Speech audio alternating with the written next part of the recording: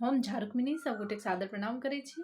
आ एकटा बेटी विवाह गीत लऽ कऽ उपस्थित छी। कोशिश यऽ अहाँ सब गोटे नीक जकाँ सुना पाबी, और जँ नीक लागैए तऽ लाइक शेयर केनाइ नहि बिसरब। आ सुनाबी।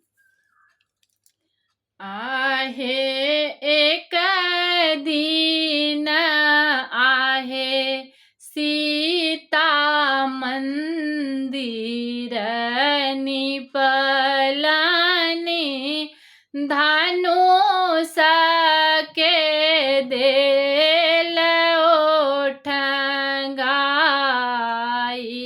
गे माई। एक दिन आहे सीता मंदिर निपलनि,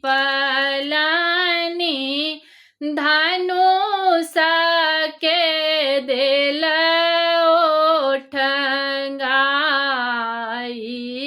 गे माई। घर सँ बाहर भेली माई, सुने ना बैसली देहरी झमाई गे माई। पूजन अयलनि राजा जनक ऋषि, सीता सीता कएली पुकारी गे माई।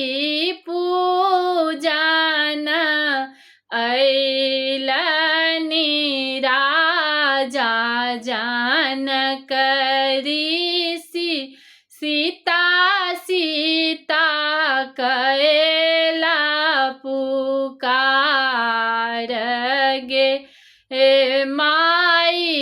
घर सँ कहलनि रानी सुने ना, सीता कएला चरज गे माई। घर सँ कहलनि माई सुने ना, सीता कएली अचरज गे माई। सीता जुगुते बड़ कतहु ने भेटत, आबे सीता रहती कुमारी गे माई। सीता जुगुते बड़ कतहु ने भेटत, आब सीता रहती कुमारी गे माई। सह सुनी राजा जे यज्ञ कराओल, धनुष के देला तोड़बाई गे माई। सह सुनी राजा यज्ञ कराओल, धनुष के देला तोड़बाई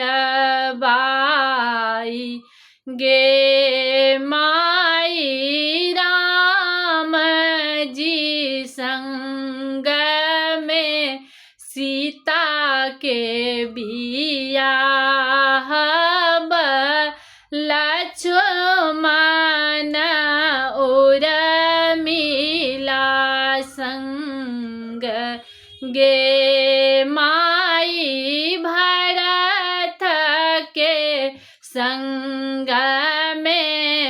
मांडवी के ब्याहब शत्रुधान श्रुत कृति दाई गे माई शत्रुधान श्रुत कृति